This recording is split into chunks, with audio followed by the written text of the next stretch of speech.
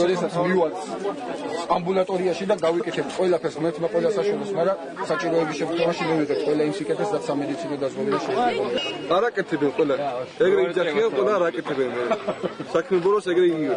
ჩემის მხრივ იმის თქმა დღეს როგორ დავიჯერე ახლა ყველას რომ ანუ თქვენ როგორ შენ ძალიან მარტივად გეტყვი და როგორ უნდა შეაფასო რა არსებობს 10 წელი როდესაც ეს მთავრობა იყო და რა გააკეთა რამდენჯერ მოვიდა დაკპირდა რამე და გააკეთა თუ გაუკეთებია უნდა დაუჭირო მხარი პრობლემა არ არის თუ შენ კმაყოფილი ხარ დაუჭირო მხარი პრობლემა არ არის მეორე მხარეს რა არის იცი მეორე მხარეს არის თავისი ნებით მილიარდობით დოლარი დახარჯული რომელიც ამ ქველმოქმედების საქმეს მოხმარდა და ზუსტად მაგას გეუბნები.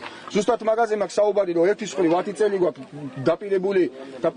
შეპირებული რაღაც იდეების რომელიც განუხორციელებელია მეორეს მხრივ გვაქვს არაფერი ნათქვამი და ჩუმად გაკეთებული აფასობით საქმე რა. ზუსტად მაგან უნდა მოგცეს იმის საფუძველი და იმედი რომ ეს აუცილებლად გაკეთდება. იმედია რაც ილაპარაკეს თუ არჩევნებში გამოდის შესრულდება ეს და რამე. რა გაინტერესებთ რომ მოწესრიგდეს ყველაზე მეტად? ყველაზე მეტი ეთერა მეჩეთი გვაინტერესებს ჩვენ და გზები და წყალი.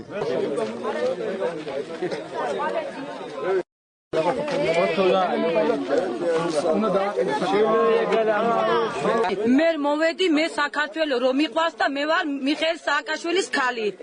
მიხეილ სააკაშვილის უნდა მისცეს ჩვენი სოფელმა ხალხმა ყველამაც. ვისაც ვის უნდა იმას ყველა ვინც არიან აქა ვინც თუ არ მოგცემდა მე გავიგებ და ვინ არ მოგცედა სიას დავწერე და მე ნახავ. ეს ვინ დაგავალოთ თქვენ სია უნდა დაწერო. მე იმენა მე. მორჩა ბაზარი. მორჩათ ახლა გახურეთ თქვენი გზა. მე თქვენი იმისთვის არ მოსულალ აქ. გზა გადაიღე რა გეხოცები რა. მიშამ რა არ გააკეთა? რა გაგიკეთა?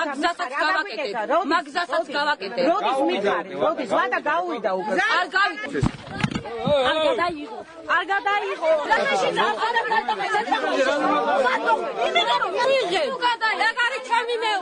მე დამტირდნენ საქართველოს. ესენი ყავს საქართველოს. მე მიყვარს საქართველოს. დახმარება შესაძლოა. ჩვენ როს მოდიხართ ჩვენ სოფელში. რო ეს რა დამისმოს არა. წინასაარჩევნო კამპანიის რეჟიმში გავმართეთ ერთ-ერთ სოფელში შეხვედრა, რომელიც ეთნიკურად არაქართული მოსახლეობაა. პირველ რიგში მე მინდა ვთქვა, რომ ძალიან თბილად შეხვდა ეს ხალხი,